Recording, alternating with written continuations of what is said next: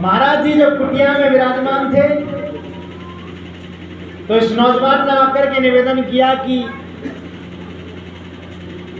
महाराज जी को मेरा चरण स्पर्श स्वीकार हो, मैं आपके चरणों में नमन करता हूं। साधु जी बड़े प्रसन्न हुए इस नौजवान को देख करके, बोले आयुष्मान बेटे खुश रहो, महान बनो। बोले कैसे आना हुआ? बोले महाराज जी मैं मेरी पतंग हो गई है, मैं उसको खोजते हुए इधर आया था। आपने देखा क्या मेरी पतंग को? अगर देखा हो तो आप बता दीजिए। महाराज जी साधु संत जो विरले होते हैं वो कभी झूठ नहीं बोलते। आजकल तो ये जो साधु घूम रहे हैं ना गली गलियों में, ये तो स्वाद के चक्कर में घूम रहे हैं। ये स्वादु हैं, साधु नहीं। साधु आपको मिलेंगे हर समाज के अंदर।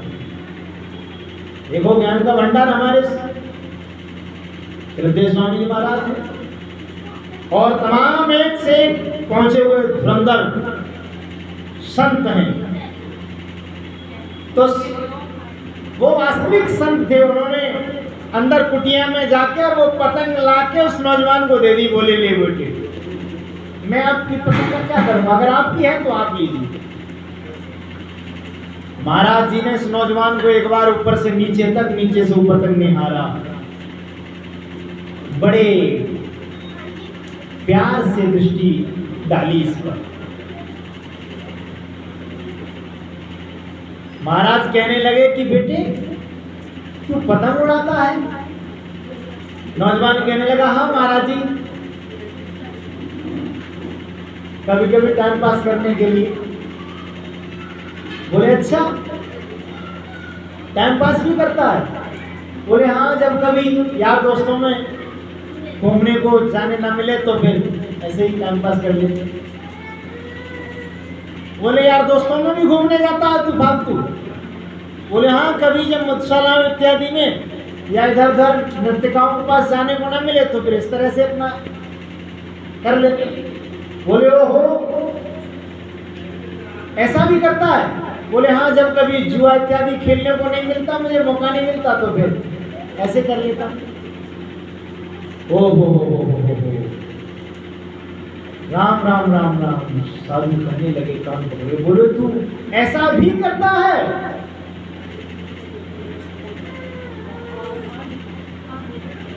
बोले प्रभु फिर क्या करूं? साधु ने उस नौजवान के लिए कहा कि बेटे तू तो बहुत हीरा है और तू कहां दलदल में फंसा है, तू तो बहुत महान है। महाराज जी के जो वचन थे उन्हें सुनकर के नौजवान बड़ा प्रभावित हुआ। जब ये प्रभावित हुआ तो कहने लगा गुरुदेव अगर आपकी आज्ञा हो तो मैं रोजाना आपके पास उपदेश सुनने को लिए आ जाया करूं। महाराज जी ने कहने लगा भाई हमारा क्या जाता है, हम तो संत हैं। अरे तो हम तो इस समाज के कल्याण के लिए लोगों को उपदेश करते हैं, आया करो। हमारा तो ये काम है, संत का तो कर्तव्य है जीवन कल्याण का उपदेश करना। ये नौजवान प्रतिदिन आने लगा साधु के पास। पहला दिन, दूसरा दिन, तीसरा दिन, चौथा दिन, निरंतर इसी तरह इसका नियम बन गया महाराज जी के पास आना। और फिर धीरे धीरे धीरे धीरे महाराज जी के पास इस नौजवान ने योग सीखा, आसन सीखे, यम नियम सबका पालन करने लगा। काफी लंबा समय हो गया, पूरी तरह से परिवर्तन आ गया इसके जीवन में। गांव बस्ती वाले जो परेशान थे, त्राहत त्राहत कर मचाता था ये अपने नगर में। शराब पी करके जब घर में जाता था तो घर में कोहराम, मोहल्ले में कोहराम, पत्नी को पीट, बच्चे को थरपटक, बर्तन भांडे फेंक, खाना पटक, उसको गाली दे, इसको बुरा भला कह। पूरा वातावरण खराब, नगर के सब लोग परेशान थे। लेकिन जब से ये महाराज जी के पास गया तब से तो मानो इसकी किस्मत ही बदल गई। बंधुओं, बहुत लंबा समय हो गया महाराज जी के पास जाते जाते। गांव बस्ती के लोग सब प्रभावित होने लगे। बोले ये कौन सी देवता की कृपा होने लगी इस नौजवान पर, ये तो भाई बहुत ही बदल गया। अब सबसे दुआ नमस्ते करता है, सबकी सेवा करने लगा, सबका आदर सम्मान सेवा सत्कार करने लगा।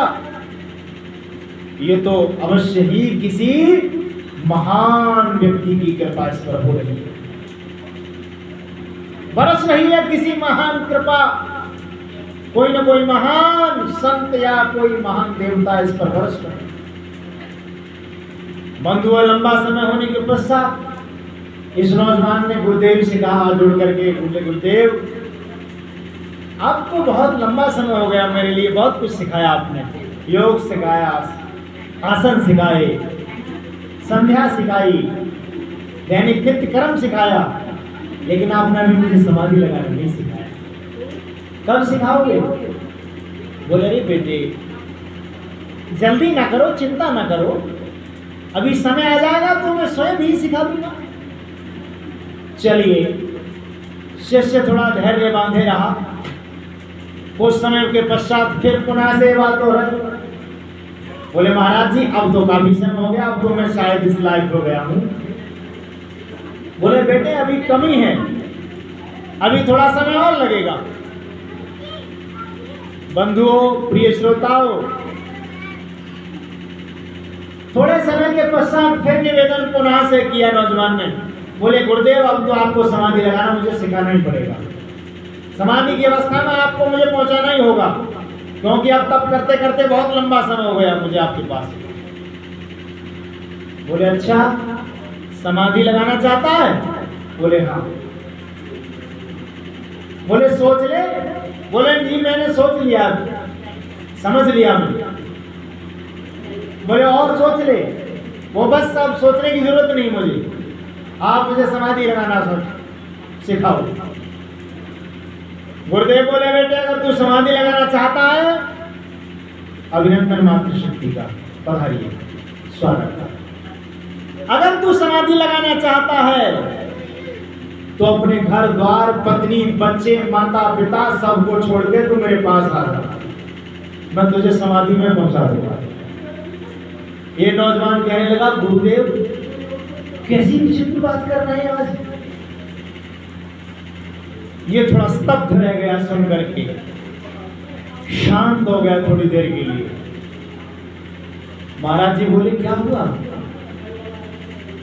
बोले प्रभु आप क्या कह रहे हैं, ये आप ऐसी बात कैसे कर सकते हैं? अरे मुझे इतना चाहने वाली मेरी पत्नी और मुझे इतना प्यार करती है मेरी माँ, जब तक मुझे वो देख न लेती तब तक वो भोजन ग्रहण भी नहीं करती है।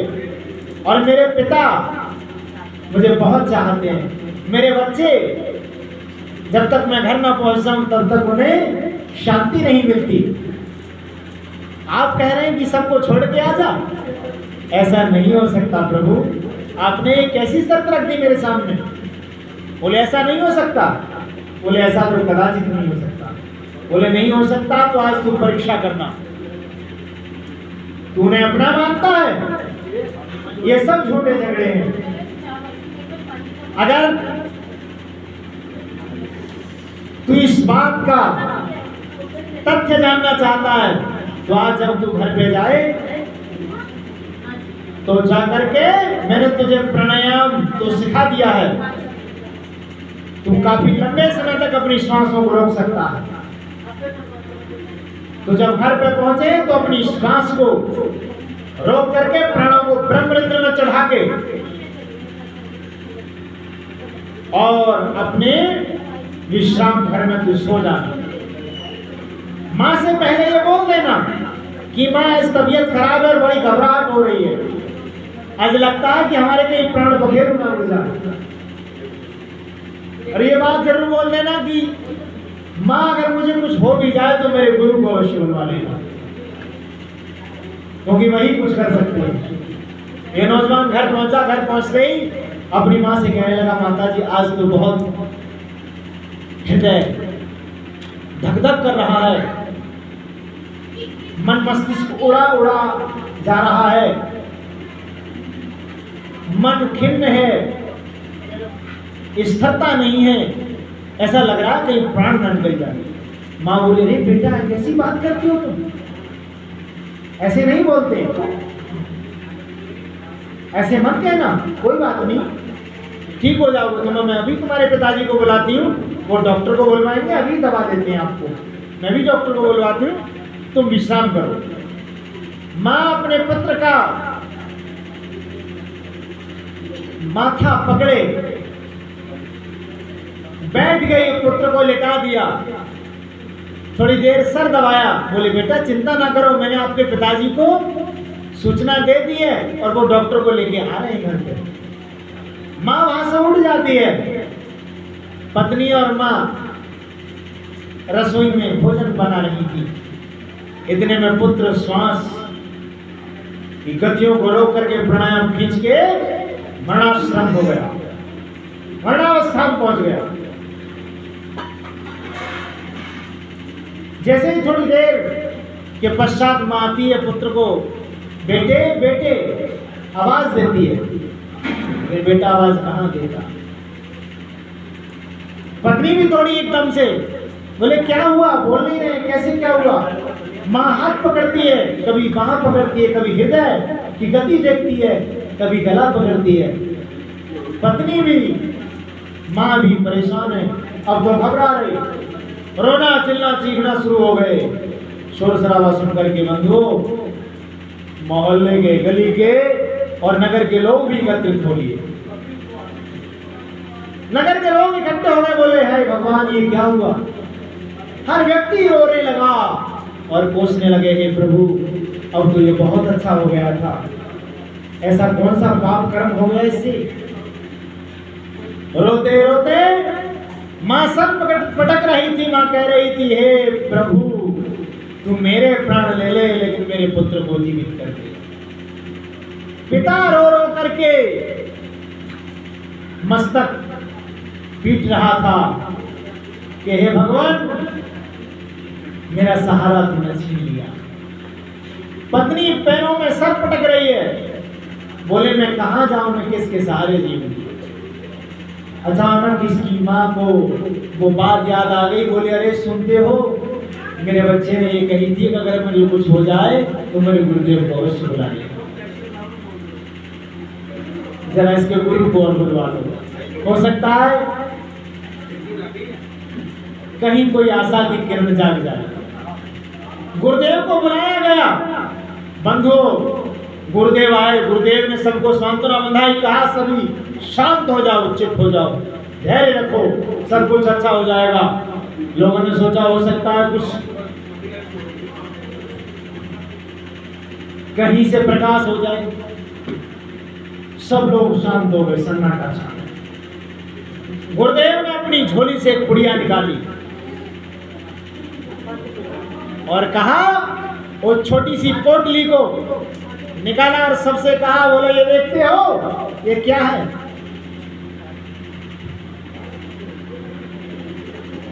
ये विष है।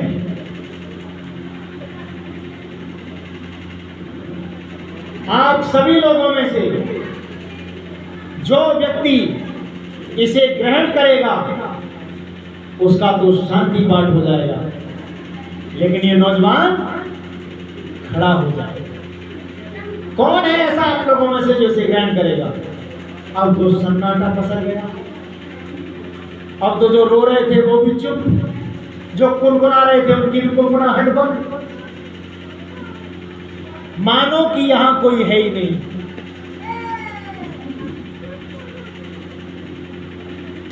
लेकिन एक छोटा बालक है, वो सुन रहा है।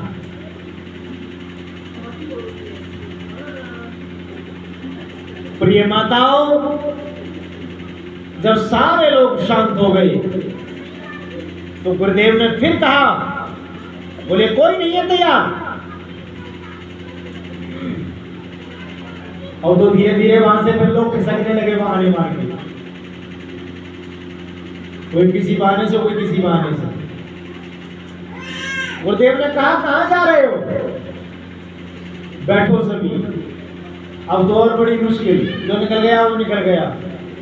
ये बैठने वाले समझने लगे पता नहीं किसका नंबर आया, किसको खड़ा करते हैं गुरुदेव। कौन मरना चाहता है? बोलो, चाहता है कोई? नहीं चाहता। अगर कोई गर्दन पकड़ के जबरदस्ती दबाने लगे और कहने लगे नहीं तो तुझे मरना, अभी तो तू कह रहा था ना कि भगवान मुझे उठा ले, लेकिन वो नहीं करे। वो केवल वाणी तक सीमित था, वो मरना नहीं चाहता। वो क्षणिक दुखों से परेशान होकर के बोलता है, लेकिन मरना नहीं चाहता। बंधुओं, प्रिय श्रोताओं,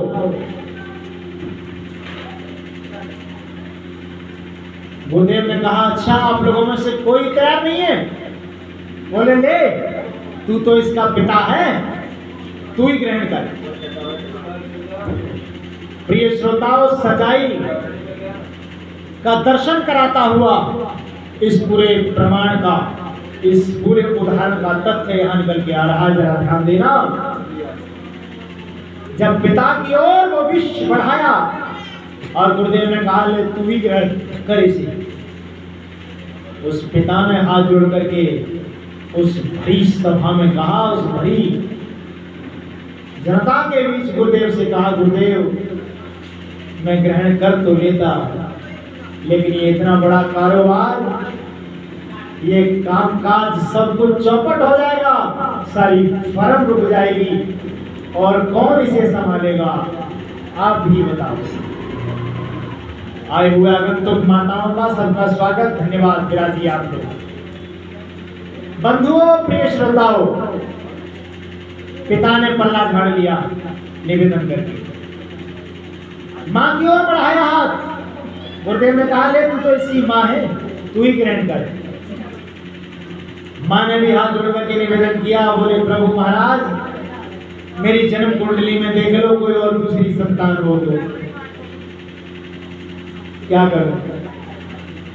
बोले अच्छा, पत्नी की ओर बढ़ाया, बोले ले तू ही ग्रहण कर, तू तो इसकी पत्नी है, जीवन संगिनी है, बहुत प्यार करती थी उसको।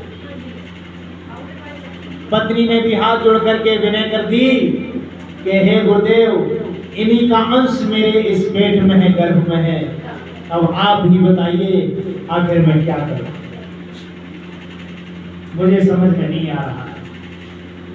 ये सब लोग अपनी अपनी बात को कह करके पीछे हट जाते हैं। गुरुदेव ने कहा अच्छा चलो ठीक है, अगर कोई ग्रहण नहीं करता तो अब इसे हम ही ग्रहण करेंगे। तालियां बज गई, आप भी बजा दीजिए।